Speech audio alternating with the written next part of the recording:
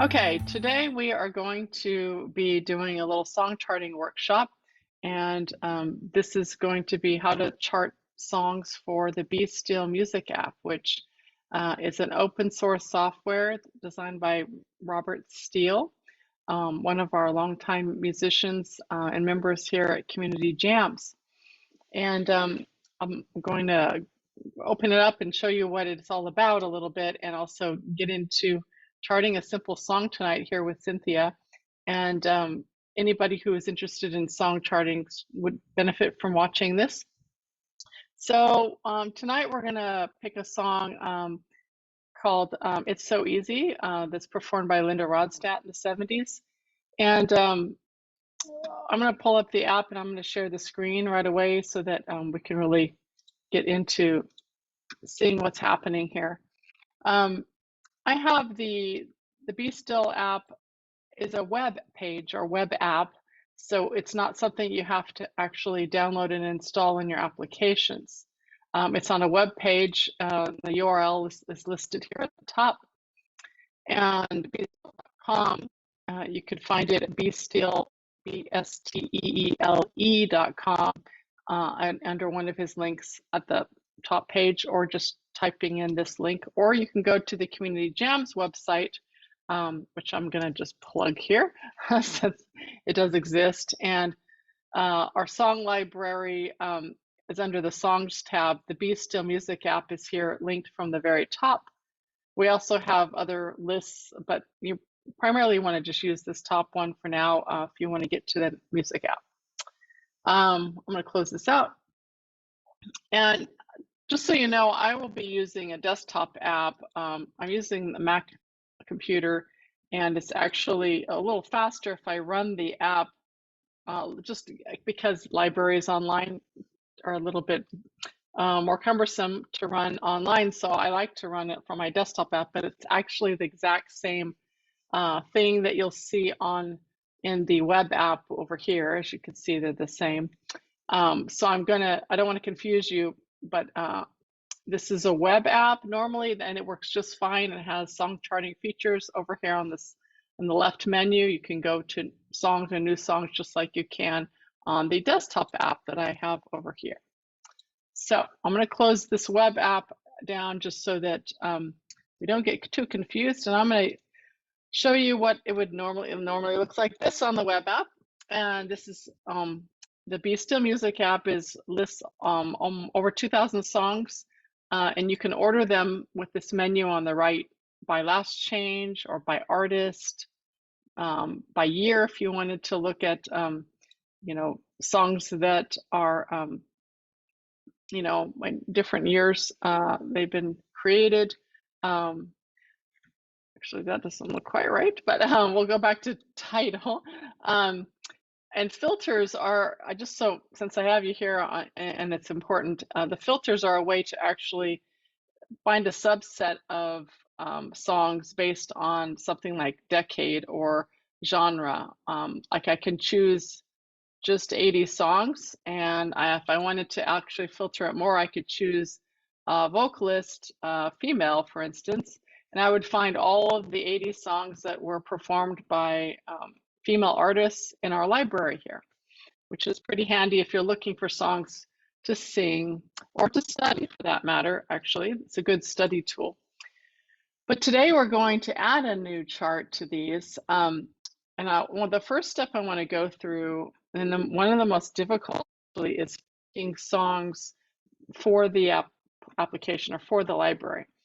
And this is tough because we have our favorite, songs and playlists and various places, and they don't all, they aren't all that familiar sometimes, and they are certainly not all that easy to create or to and to play.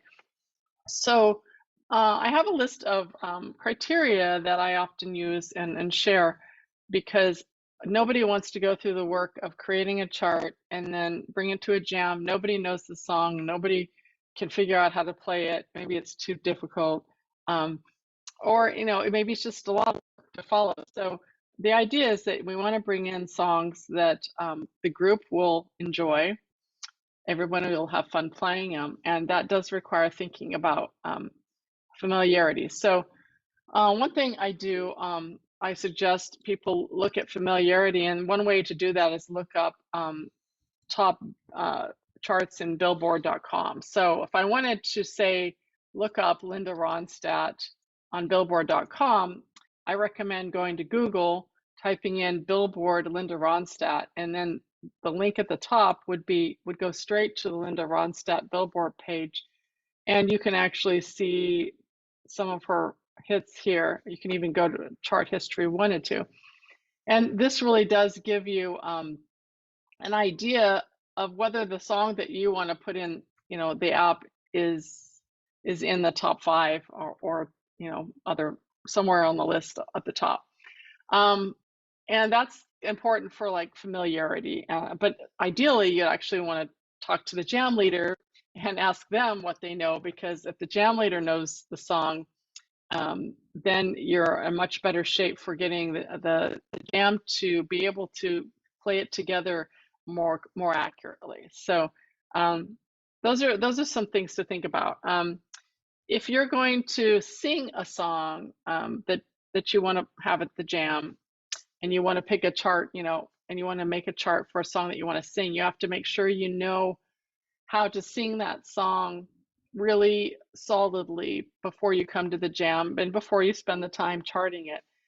This means that you won't have a karaoke backing track of singing behind you. You have to be able to sing this song with nothing behind you except instruments. And so sometimes you can find backing tracks online to help you know whether you really can anchor a song or not.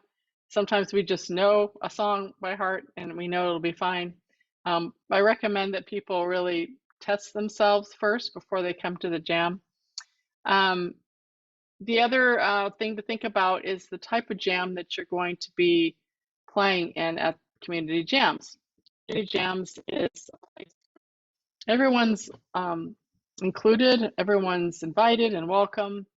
So we're going to get a huge range of players, especially at newcomer and explorer jams. We could have beginners sitting next to advanced players because they haven't played with others for a while. So when you go to pick a chart for the library, think about which jams you want to go to or that you have been going to, and think about the abilities in the room, especially if you go to newcomer jam or newcomer and explorer jam. You might want to pick something more straightforward, something that's more easy to follow, no tricky business, no Bohemian Rhapsody, type songs, things where there might be a lot of stops, or sometimes there's a breakdown, Owner of a Lonely Heart is an example. There's a middle part that just blows your mind.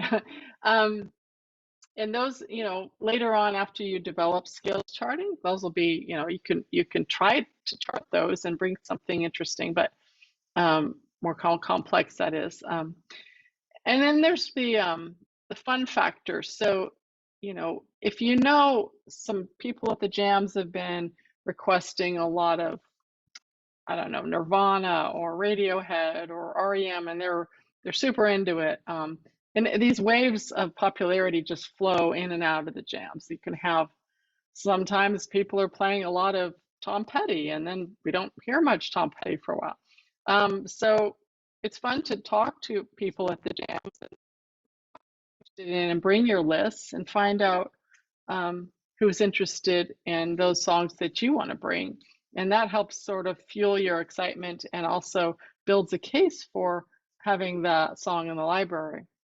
But if you don't know anybody and you haven't talked to anybody, chances are, might be taking a big risk putting time into a chart. Charts can take from 20 minutes to an hour or two, and they may take several, if not dozens of attempts to get it right, especially for newcomer charters. Once you get to charting, you can do them in a few passes, and then it takes actually sometimes years for a chart to get so solid that it stops getting edited in the library. So Hmm. because just there's Well, little I'm going to spelling jump errors. in for a second, Sherry. I want to Yes. jump in for a second, Sherry. And just for folks who are watching this, and my experience has been at the jams that folks are very friendly, and I haven't been able to go to a jam where I didn't talk to somebody. So I'm sure that I'll be able to connect. And I so appreciate all these tips, things that you wouldn't necessarily think about, and how to serve the jam as a whole. So thank you for all of that. Yeah. Yeah.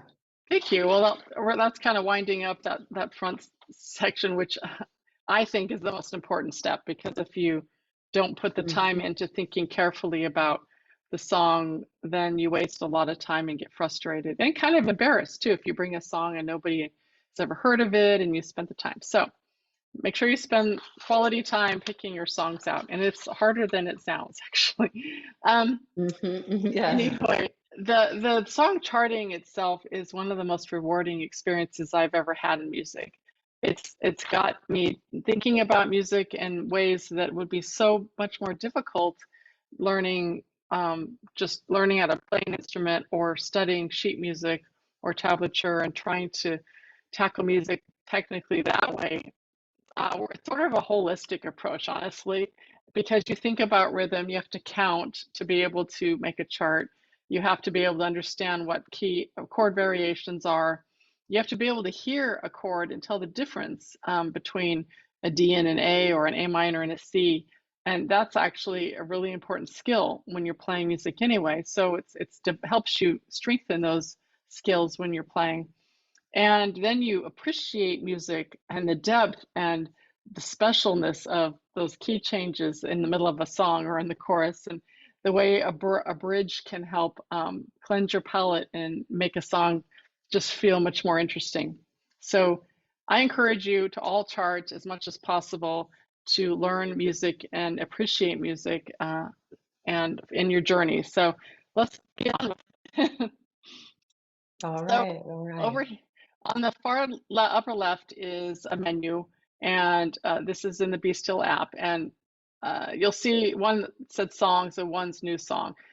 The songs menu, we don't need to worry about right now, but once you make your song, you can read it back into your local library by using this button called Read Local File. So one thing I want to just introduce here is this, the concept of the web app is that the library is out there and on a server somewhere, and you're not going to have to worry about editing the library from your computer at home. You'll never be touching it. It'll look like you have, because you will add a file to the library when you're working, and it'll look like it's added to the actual library, but it actually isn't. It's actually fooling you. You're actually just editing the library on your local machine. It's pulling that file. I'm sorry, it's pulling the file from your machine. The library is still intact, and do not worry, you do not have an ability to edit it from your machine. So if we'll get back to this in a bit, but it can be very confusing to some people. They're afraid, Okay. people get afraid that they're going to actually put in a song and it's going to show up, or they'll get disappointed that they put in a song and it doesn't really show up. So, like if I wanted to Mhm. add a song, and so let's just get started. I'll show you what happens with that. The new song we're going to type in or putting in today is It's So Easy. And the artist is Linda Ronstadt. Um, and it's not a cover, I believe, but I'm going to go check that, because you'd be surprised how many songs are covered. Uh, and I'm going to start by doing a little background work on the song. The top of the information at the top here is something we'll just put in first before we start charting the music. And I can start by going to Google and typing in song, It's So Easy. And I'm going to put in Linda Ronstadt because it can give me some information about that. So maybe she did cover it. Hold on, we're going to discover it. Um, Actually, interesting. Here we go. Now here's what I'm learning on the camera here. It's So Easy is a rock and roll song written by Buddy Holly and Norman Petty, originally released in 1958 but failed to chart. Okay, so the one that actually charted, I guess, would be Linda's version, but that's not the original. So technically, the artist isn't Linda Ronstadt, um, but we're going to be doing her cover today. So we're going to be putting the actual artist in as the cricket. Okay. And we'll be putting in Linda's copyright information. It looks, according to the Wikipedia page on her song here, it looks like it was released in 1977. Technically, that's not copyright, but that's what we use in the bsteele app library is the release date. And so we type it in here as 1977, and then we put a space, and then we use the label here, and it's Asylum.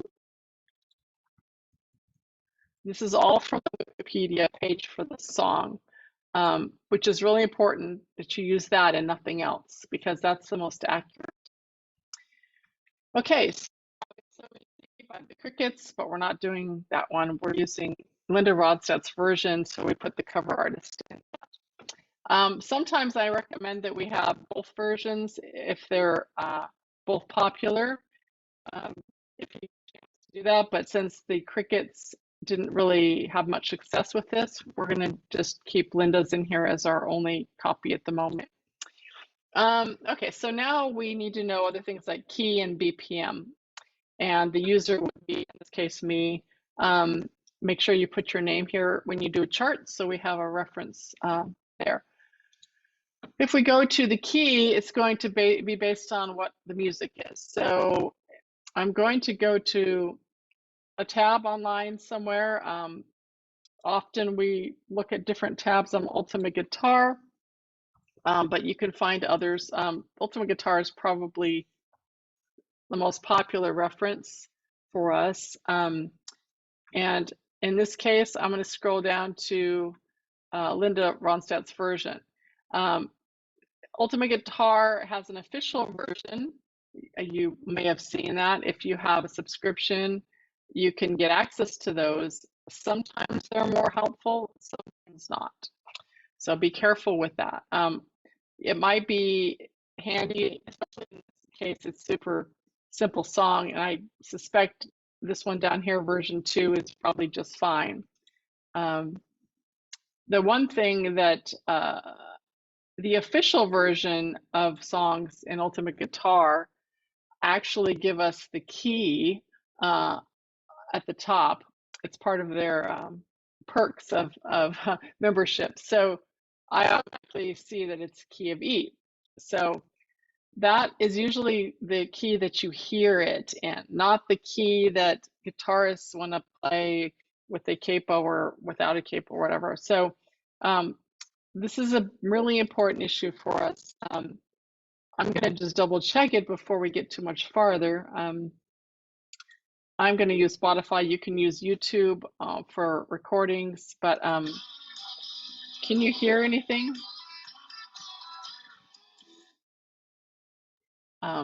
Yeah, a little bit. Okay. Maybe a little more volume. Okay. I'm gonna check the key. I'm gonna go back to the beginning here. And I want to make sure it's still an E before I assume the Ultimate Guitar is correct. Because let's just say, let's never assume anything with anything you get online. So I'm gonna play it and go to the tab.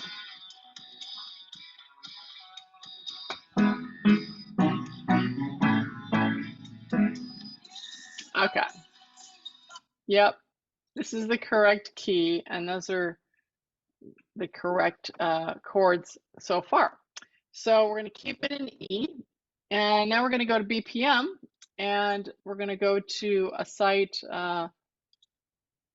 Actually, yeah, we're going to go to a site that I use a lot. There's so many sites to figure out BPM. While I'm playing, I'm going to tap. No, I'm not going to do it that way. I just lost it. Hold on. Hang on here. Uh,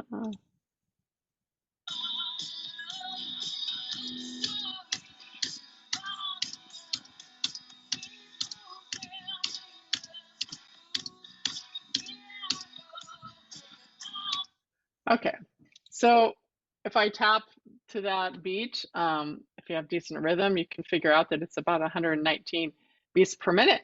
And according to this website, there's a lot of websites that offer that. So let me go ahead and type this in here.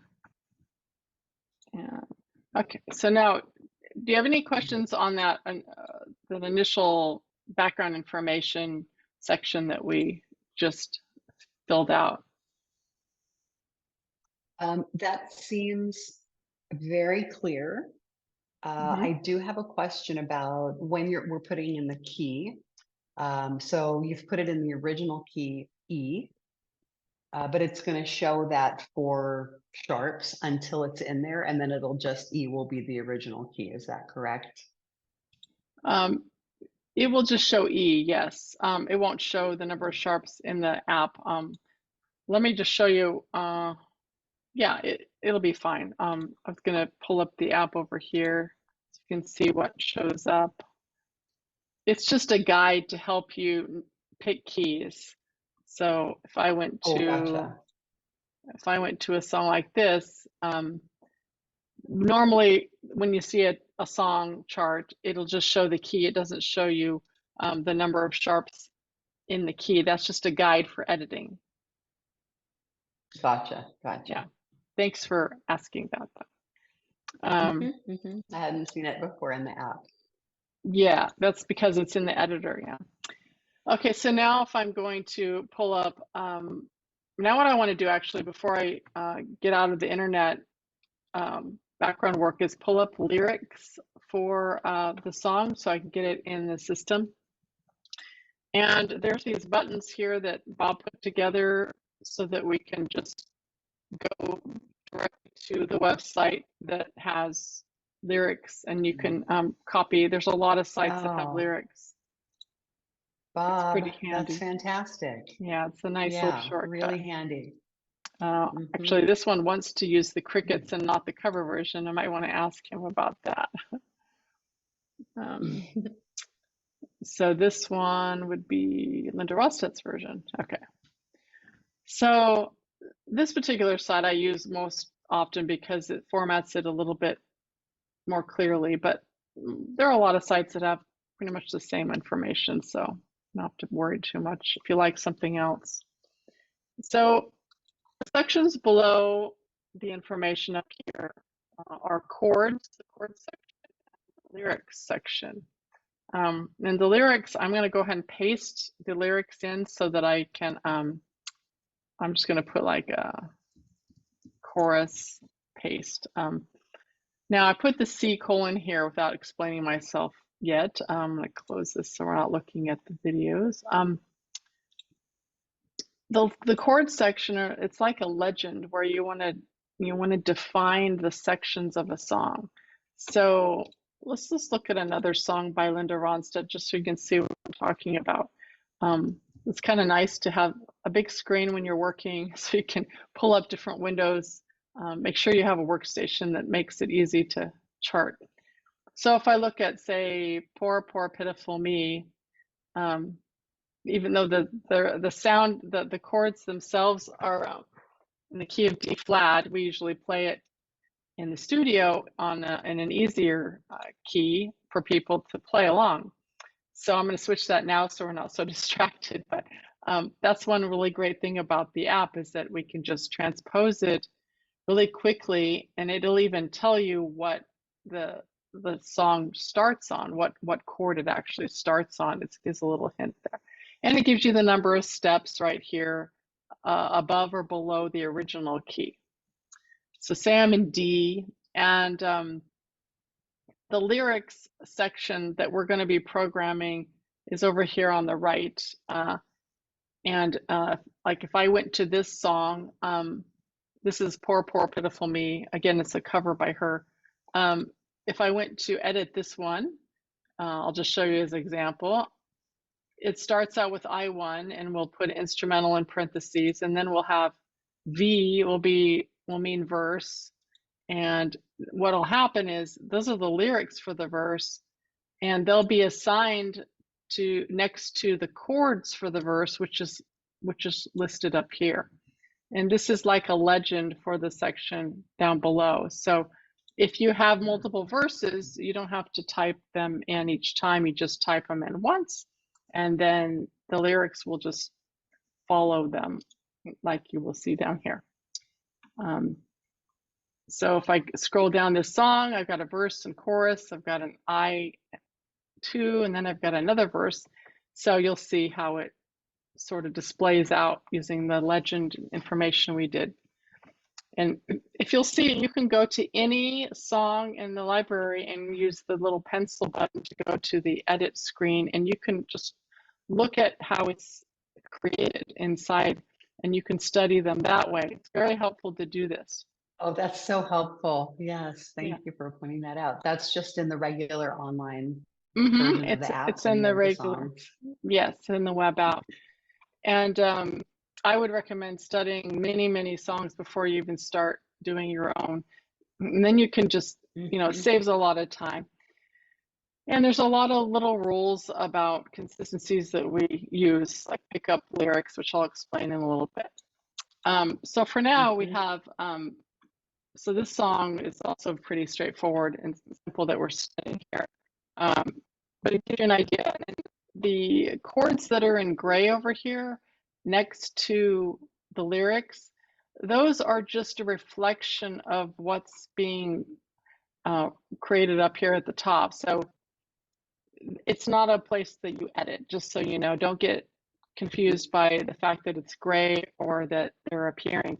They're actually just there, so if you have an instrument like this, like a piano that I'm playing on, I can actually play along with it without having to scroll back up to the top. Okay.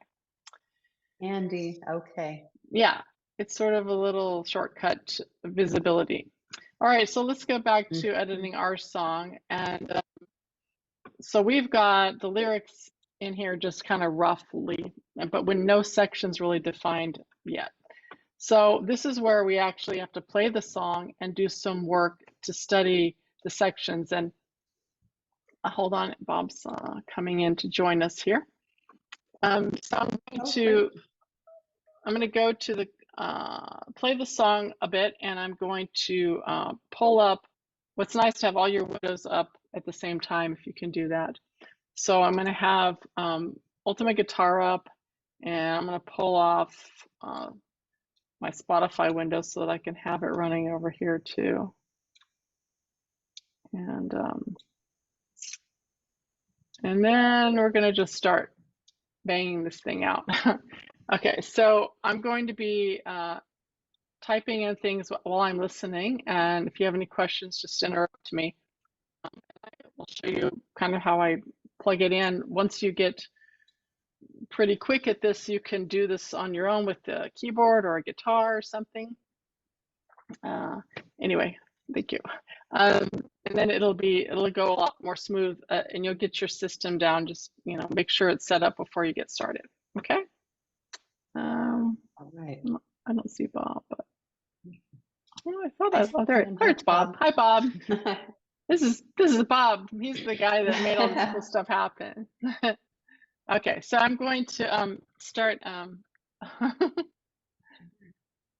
Yes, I don't have my keys. All right, you can go get him. All right, I'm going to start playing the song, and then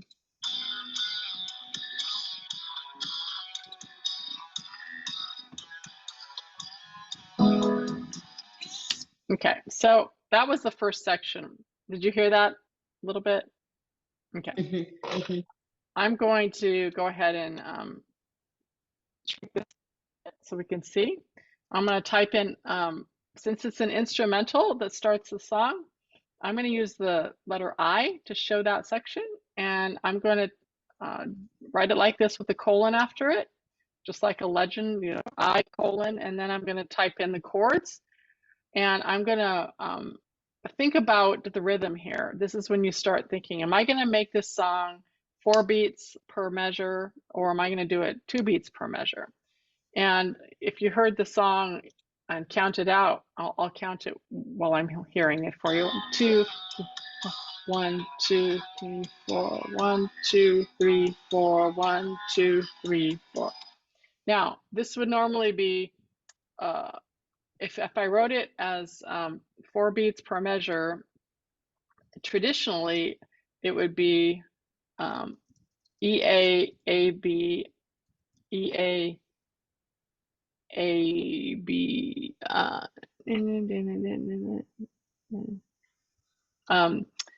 So that's a lot of changes. If the whole song has that, which I know the song enough to say, well, that's a lot of reading, 2 letters per measure throughout the song. So I think we're going to be doing something like this, where we're going to do 2 beats per measure because the song flows that way. I'm just going to double check it again. One, two.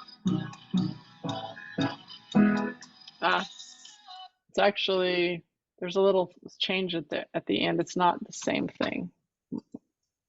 That. Try it again.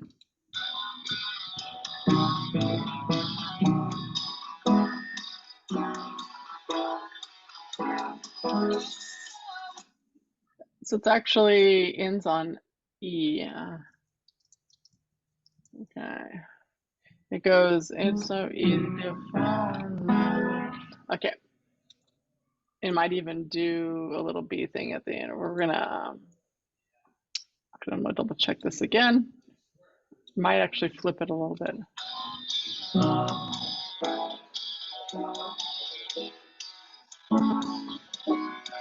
Oh yeah, I did that. Okay, so it's A and then B. Okay, so that's the correct chord sequence, and so we're going to do 2 beats per measure there, and then we're going to go to what is the chorus over here, where she sings the next section. Okay.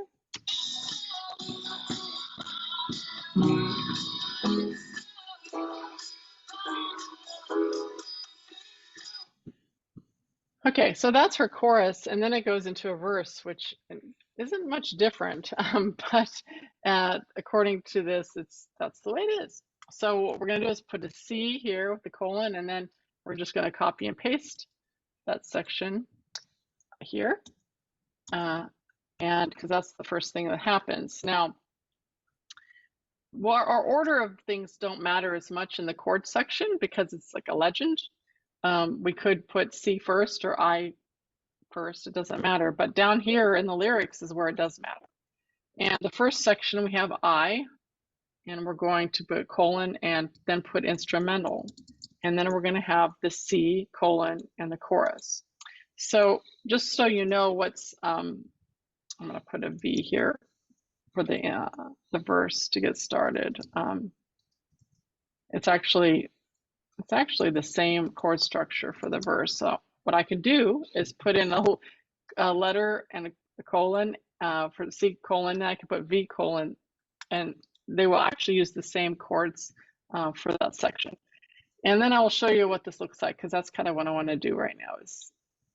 So before I can save this song in progress, there's a button here called validate, okay? And that, see that you might see that there's a red words up here that say section version not found at I colon. Don't worry about that until after you hit the validate button, okay? Validate checks your file format and makes sure you have everything in the proper places for the most part.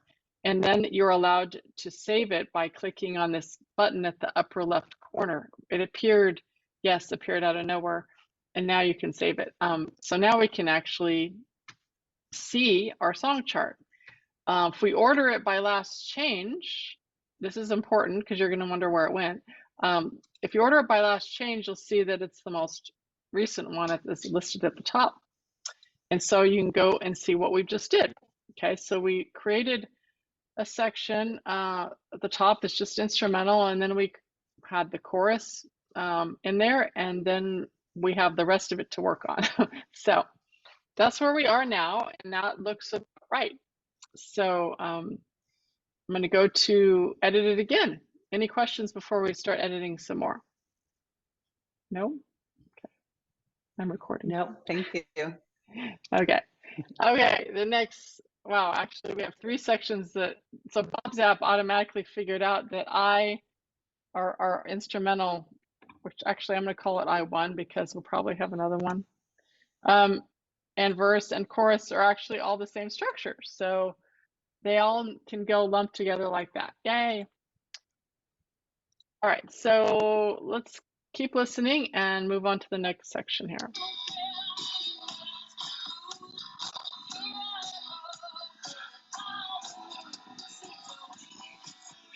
Okay. All right, the song moves into a pre-chorus at this point.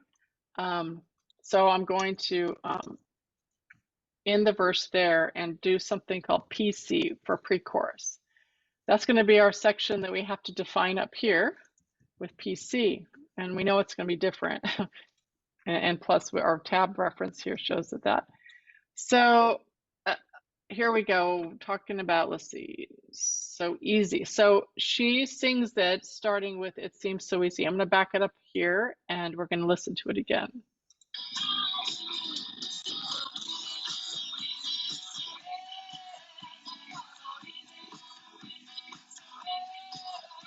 Okay, so you'll notice in the song "It Seems So Easy," the easy is actually the downbeat of the pre-chorus.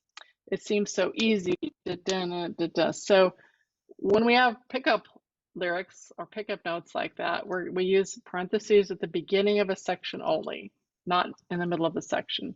So I'm basically writing a parentheses, it seems so, parentheses, easy.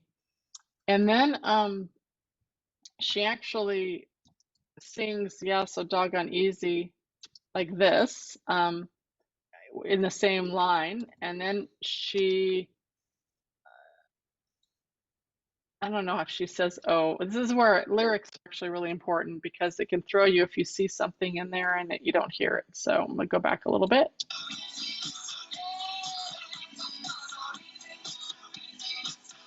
Okay, hold on. 1, 2, 3, 4, 5, 6, 7, 8.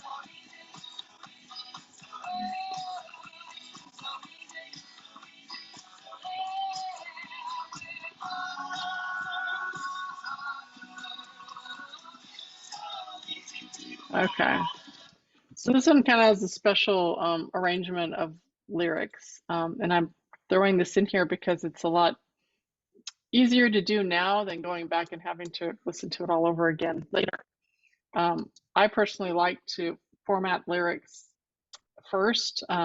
Actually, it's a headache. It's like eating your broccoli, getting it over with early is really nice. Plus, when you format your lyrics and you're going through a song, you learn the sections and you can actually get a better feeling for wherever everything is. But it's not the end of the world if you don't, so you can do it later too. So let me go back here and okay, so it's actually so this is just back to chorus. So let's look at the pre-chorus chords now, and we'll go back to our tab reference to get some ideas. And I think it's telling us to do A and then for the first line, but let's go back to the pre-chorus and check it musically with our instrument.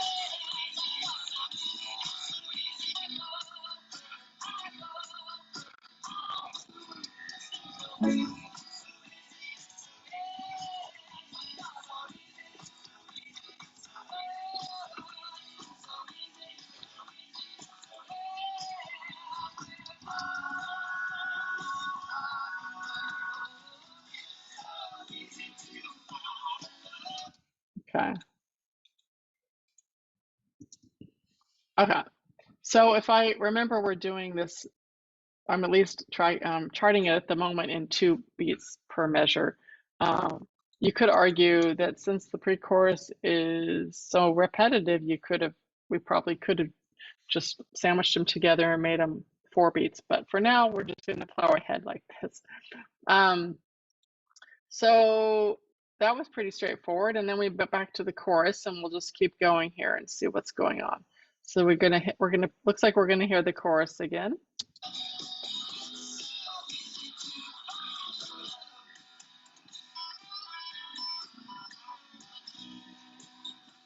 Okay, so we have the chorus, then we have an instrumental solo that's popping in here. So I'm going to do an I2 here because it looks like it's a little different than the other one, but I'll need to double check that. Let's check it musically real quick.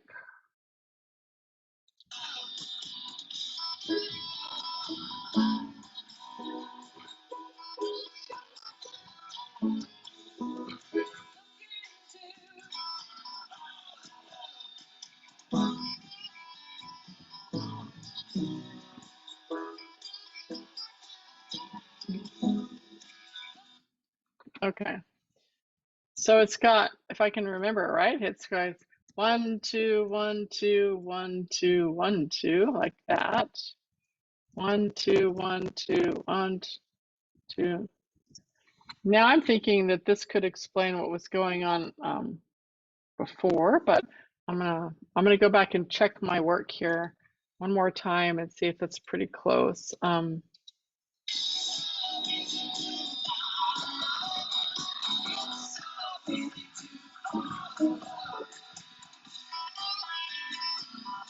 I think there's an A right there.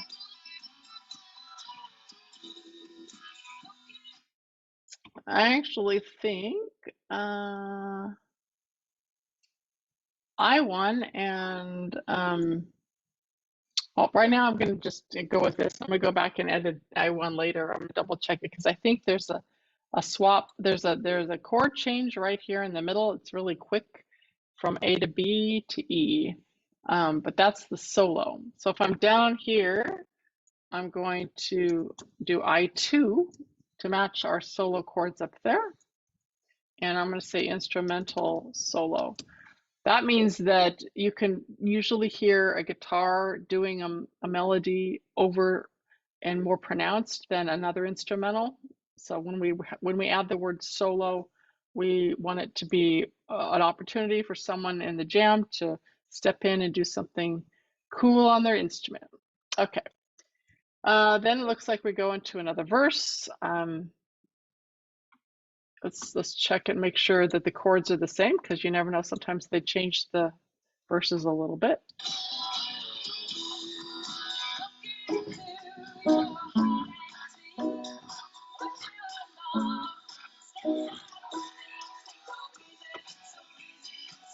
Yep, same as before.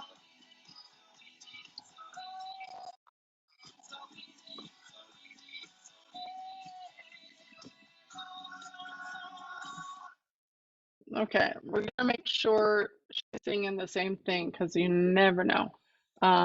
We don't want to. We want to make sure we got our lyrics right here. So we're on pre-chorus now, and keep in mind this is a really important point. Everybody watch. We have to have only one return after each section. We don't want 2 returns. Otherwise, it'll think we want an extra space, an extra line in that section, okay?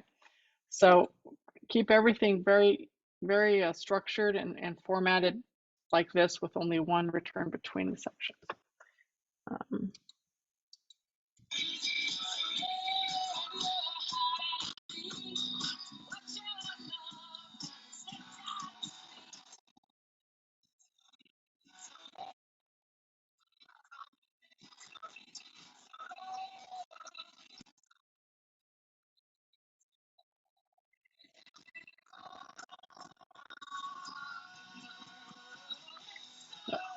Okay, so that I checked, and that's the same format as we had before, which makes me so relieved that we can just copy and paste our formatting so we don't have to reformat that section lyrically.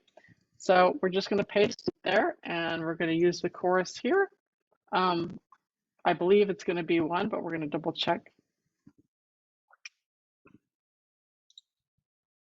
Here we go.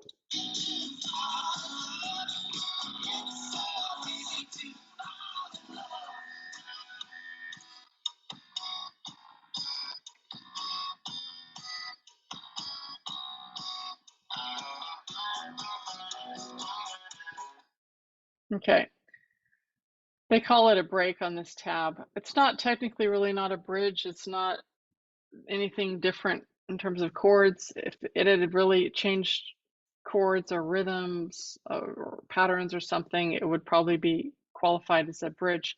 So I think it's going to be probably one of our other instrumental patterns that we already set up, or a new one. So let's check it. Maybe we can use I1 there because we used it before. Let's see how it goes.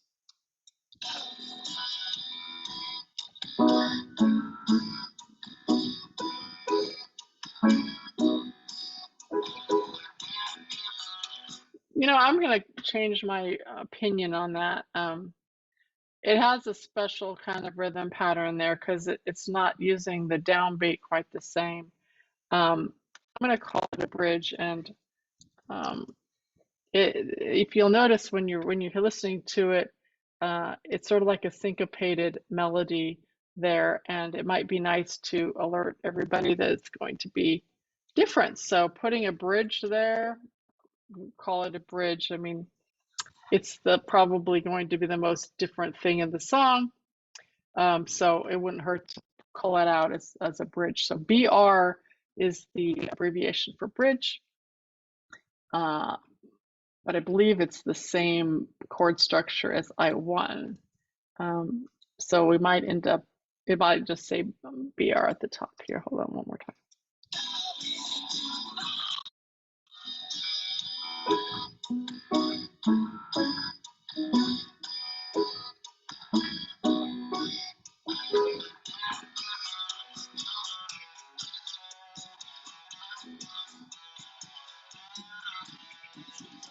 So yeah, the bridge is like it's on the up strum or something. It's kind of like a different rhythm pattern. So we're going to use bridge there, but it does use the same I1 chord structure. So when we validate with the blue button here, you'll see what will happen. It'll move the BR to the top along with the others. Those are all using the same chord structure. And then it goes into, I'm just going to say instrumental for now. I'll find words later to call it something, strum pattern change or something.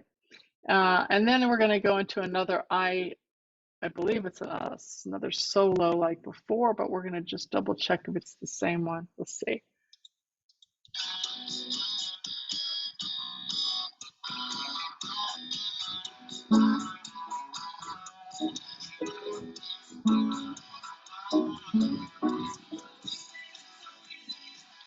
Let me try it again. That's the bridge.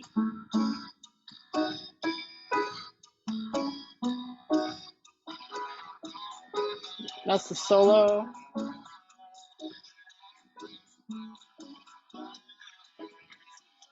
Okay, so it's the same for I1. It's a solo, so we're going to do an I1 instrumental solo here. And then looks like she's going to go back into the pre-chorus again. So let's see how that goes.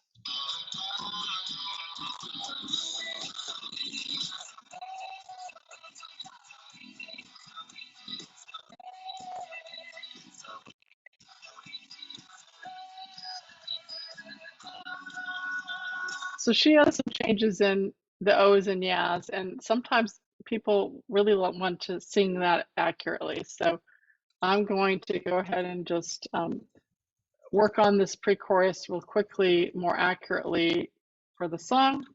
She doesn't sing, yeah, she sings, here, bear with me here, I'm just gonna type it out.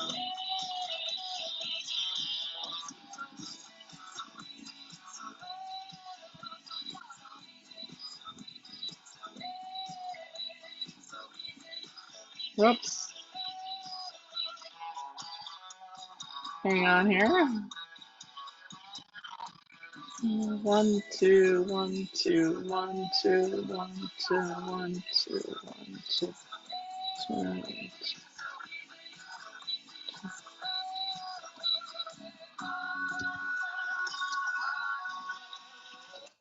So just so you know, it really helps to be able to count. Now, since I'm a drummer, it's really easy for me to hear it and count it at the same time, but you're going to want to do things like clapping or tapping while you're hearing.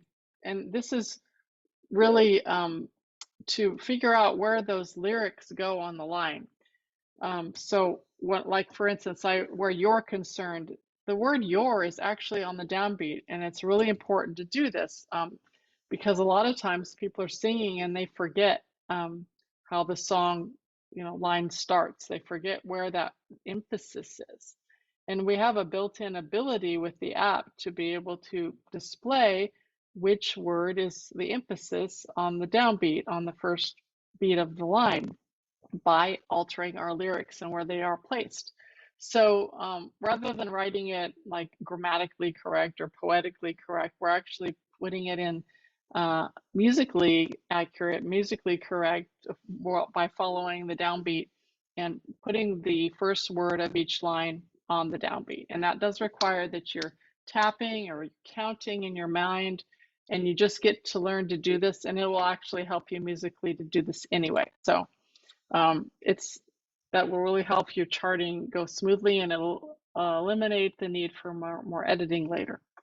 So let's go back, and we're almost done with the song. It's a pretty short one anyway, so hold up.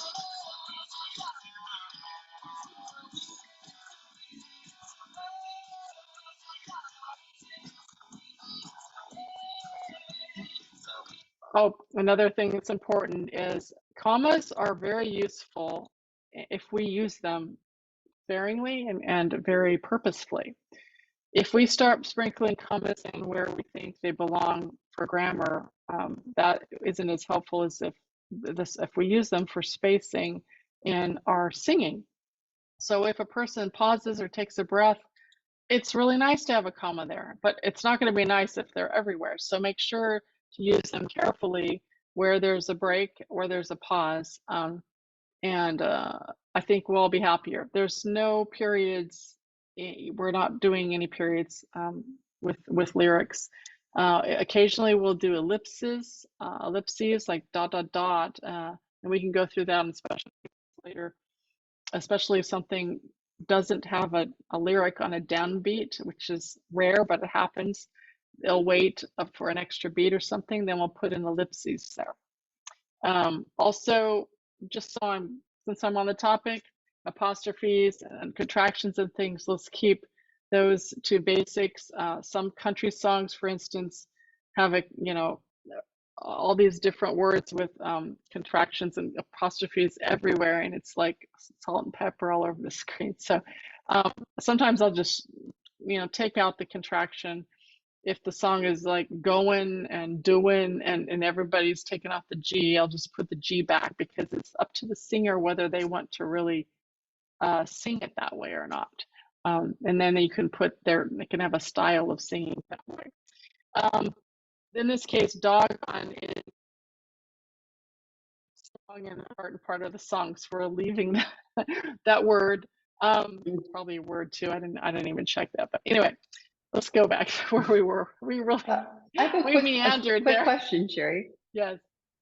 I have a quick question since we're on a tangent anyway. Okay. Do you have, is there like a glossary or a list of all the different types of song sections, all the different kind of orders that are available for us to use? Yeah, there's actually some tips here. There's a button, hints button here that Bob has created to help us with the sections here. Like this, I can't select it, but down here you'll see. It will really help to look at other songs and what we do in the library, so you can get a feel for what's normally used. Occasionally we'll do songs in an A and B part if it's just a very simple traditional song, for instance, but usually we use verse and chorus and pre-chorus. Pre-chorus is a specific, section before a chorus. It sort of prepares you for the chorus, and it's used repeatedly in the song. You're not going to want to call something a pre-chorus if it's only done once, and we usually don't use them for an instrumental. Instrumentals are usually just instrumentals and occasionally have backup vocals in there, but they're not really a key part of the song. And you keep using the app and you'll see the colors change, and it's real important for people to get these signals. So when a section changes, you see the color change and the section changes. So they really help define the song and helps us play along much easier. Thank you so much. Very Hints, helpful. the hints button should help you with a lot of things, including the type of chord modifiers that the app will actually accept and write them.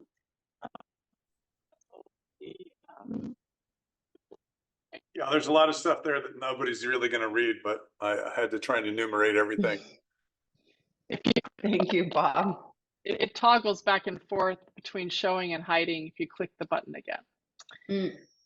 And right. we'll eventually we'll have a video or two that actually goes through how to read a chart on the display. So for now, we're just doing charting. So I think we're getting towards the end of the song. So let's see what else we got here. I think we got a couple choruses coming up.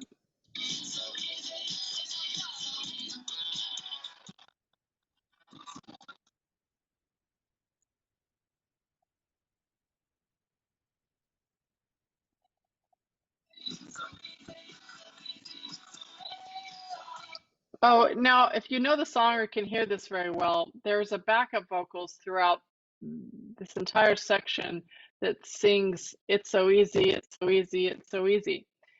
Normally I do put those in so that the people in the room can know where to sing. But on a song like this, where it's every beat is "It's so easy, it's so easy, it's so easy," it would fill up the lyrics, and it would probably not help our case. It'd make things harder to read.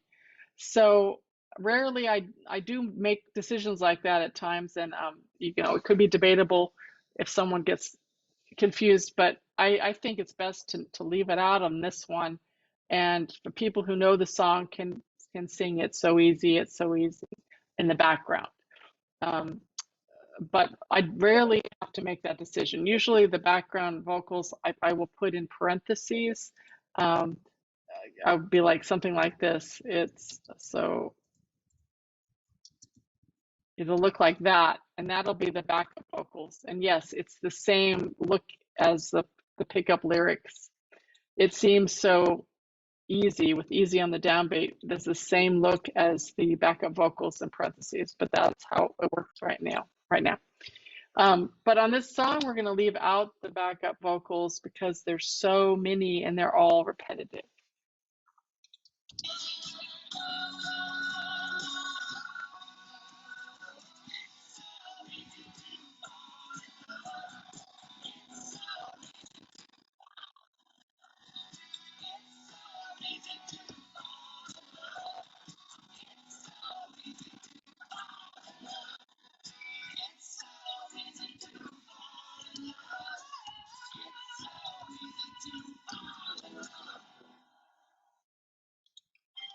Okay, so that was actually an a cappella section on the outro, and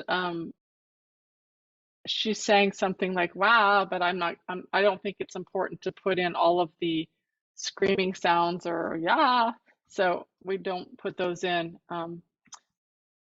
if they're not really, discernible as words. So a cappella is when the instruments cut out, and I'll play that again for you so you can see what I'm talking about.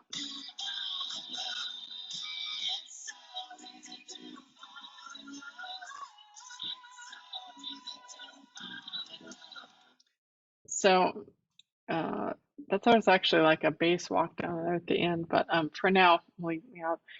So that a cappella is when we take out the instruments and let the singers just carry the song. So we use terms like that off and on in the library to help let people know what the tone of that section is, what the style is like in that section, if it's really different. We don't want to litter it up with a ton of instructions, though. It needs to be only where it's very significant change, like in this case where, yeah, it's clearly they've got an outro that's an a cappella and they want that for effect. I think we're about done with the song, so I'm going to use the validate button just to make sure, and then we're going to save it on the local drive, and then we're going to talk about that again. Before I confirm all my chords are correct, I wanted to, I should probably just double check. There's another source I use for sheet music too. You might want to go check. It's called musicnotes.com. There's lots of different things out there. There's Chordify and some other sources, but you can find music on here, and there are some you can purchase if you want to really look at some more in-depth chord changes. It's not guaranteed that these are correct either. These are, I think, contributed by in various places, but in this case, the sheet music isn't even in a different key than ours. But sometimes it can help you see more details about what's going on. This particular website, you can't see it on here, but every page is like split in half, except for the first one usually. And so you can get like half of a page, you can kind of see pieces of it, but the whole page is not available. So it really does help to be able to hear things yourself for corrections and check it out. So this is our song now in the app, and it's not in the library, as I said earlier. It's just going to be on our local drive. So if you want to, if you happen to quit the web app or quit the web page, you won't see it again. For instance, if I go to the app right now and I load it up, it's not going to show at all. It'll just go into if I go to last change here, you'll see it's not showing up. And it's only on because it's looking at my local file right now. And now I want to tell you how to access it when you lose it. So if I want to access it, like if I want to take the web app and I want to load it into my library, say I worked on it, I don't know where it went, right? You can't tell. So if you go to the downloads folder, pull this up. If you go, everybody usually has a downloads folder. For me, the files go to the downloads folder, and if I sort by date modified, today you'll see It's So Easy song lyrics is at the top of my list.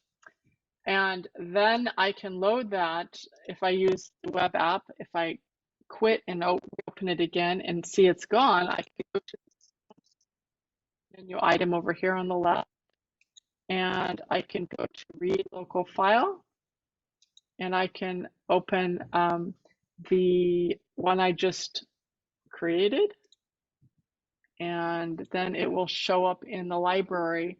When I go back to the list, I'll be able to see it at the top if it's recent.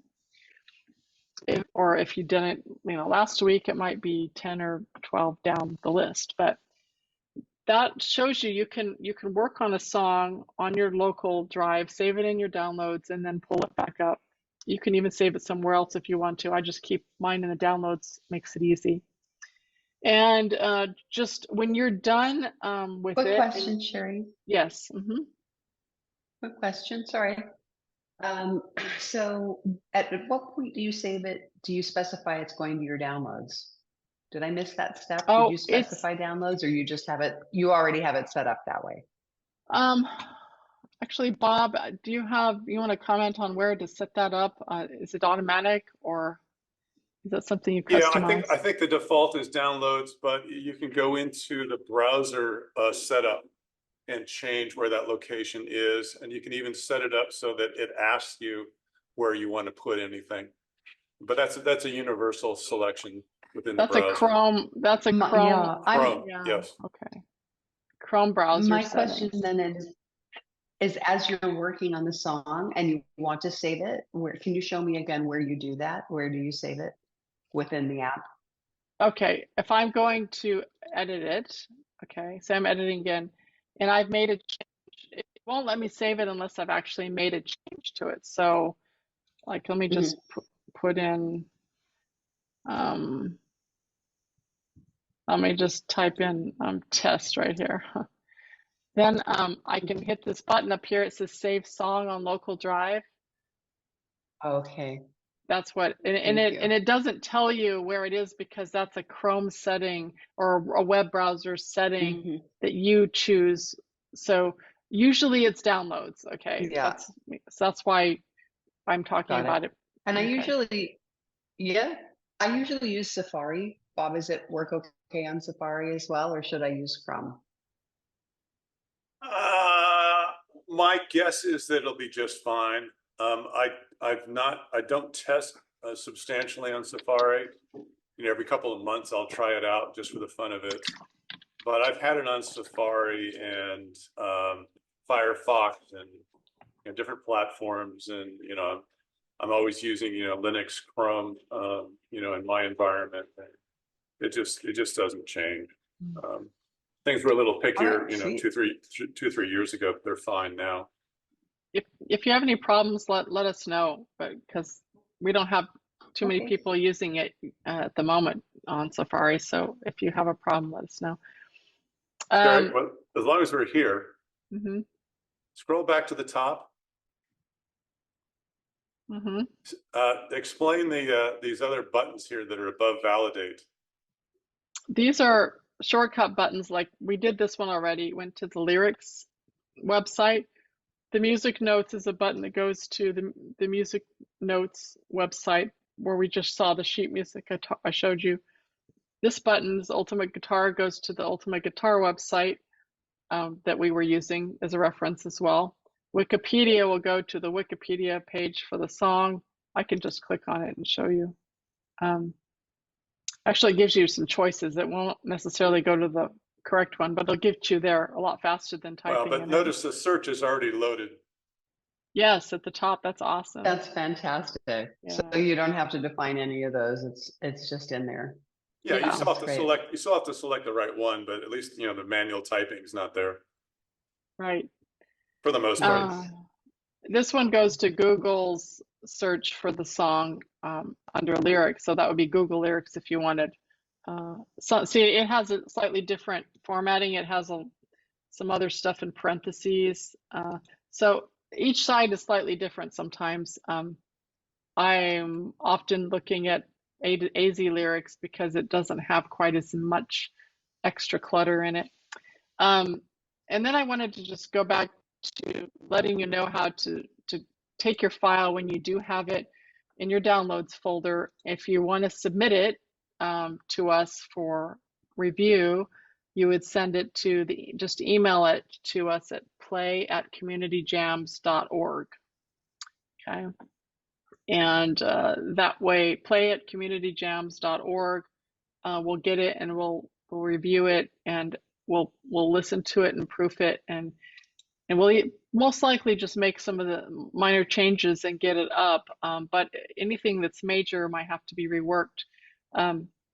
Sometimes we get have to make a lot of changes and there's not enough time to go through every single one. So often I encourage people who are struggling to set up an appointment for one-on-one discussion about the charts.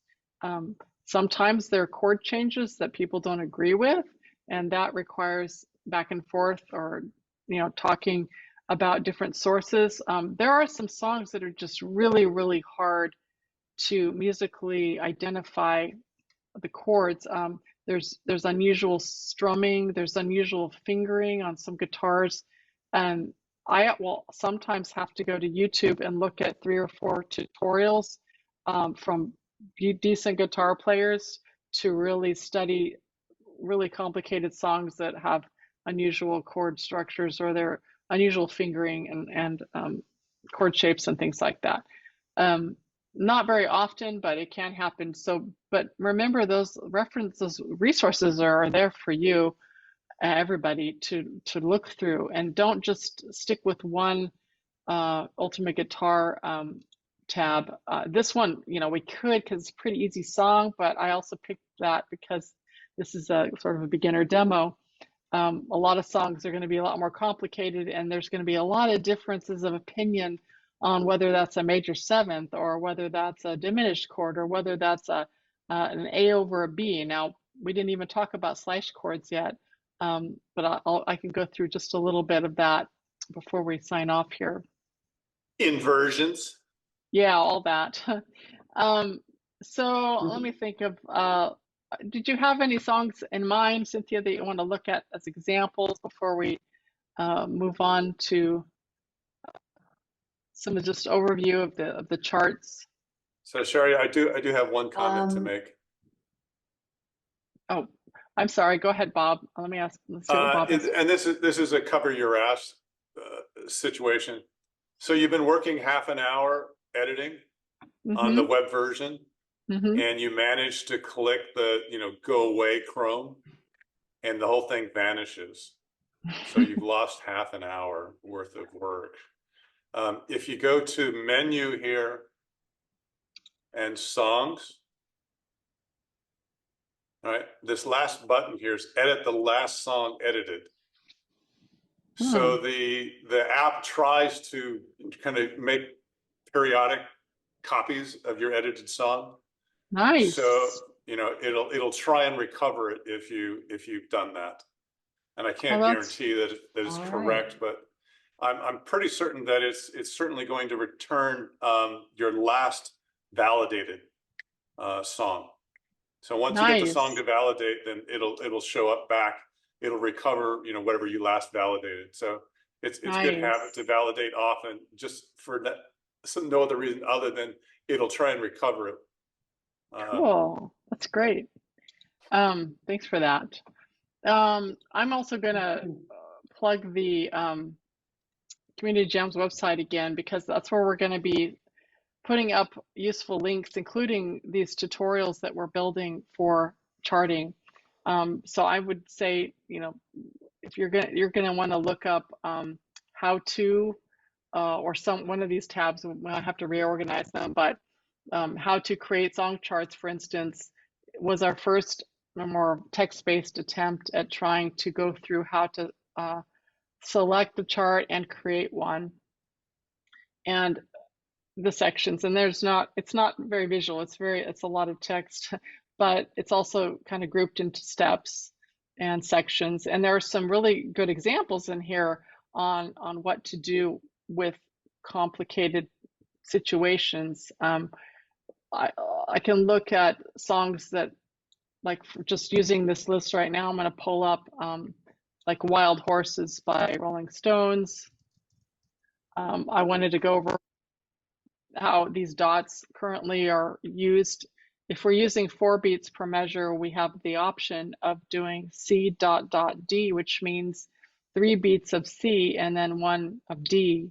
So this is really handy on songs that have a major shift at the end that makes it kind of special part of that song. We try to put those in, or I think it makes a difference. People got used to reading this, and it's now, if you see 2 chords together like G and F, that just means 2 beats of G and 2 beats of F. It's split evenly. But if you see dots, that means it's not as even. I'm going to go through some other examples here. We have bass walk downs like Sunny Afternoon. It's really important to know this we didn't cover today.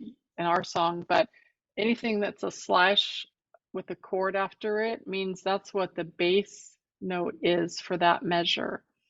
And these are very strong bass notes. These aren't just like going between, you know, beats and passing. These are like, if you need to play this note, a bass note on this measure, or it doesn't sound that great and it loses the special quality. This particular song has a walk down all the way through.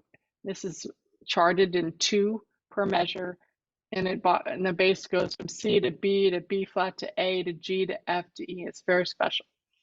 So we call them slash notes, slash chords, but slash notes, and it's for bass players, or if you're on a keyboard, or even sometimes a guitarist can, you know, maybe hit that sometimes, and you know, give it a little more of a bass flavor there. And the keyboards and piano player can do that to help with the song.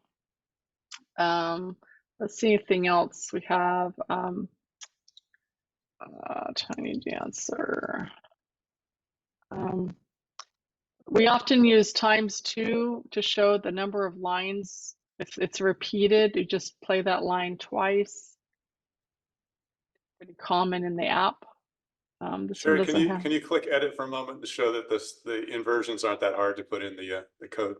Oh, thank you. Yeah, the inversions are just a slash, just like you see it. F/C would be F, the chord of F with the C as the bass note. So,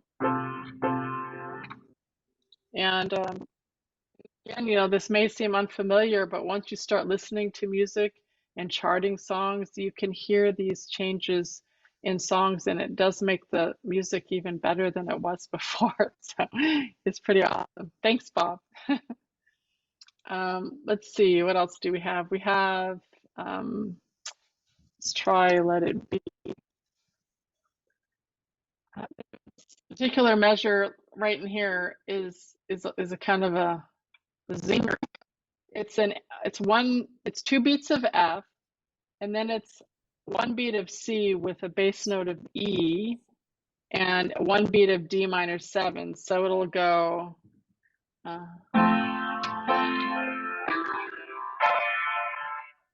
So that's kind of, so it goes from G over here. If I were to play this whole line starting at C.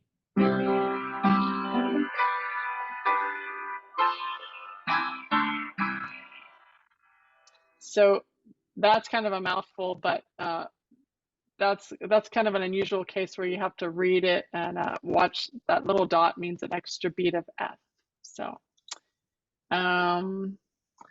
so there's some of these things listed on the website, and we'll probably put together another video that has much more in-depth discussion of all the different little tricks and changes that you'll see in the library. But do you have any other questions before we sign off on the beginners charting workshop tutorial?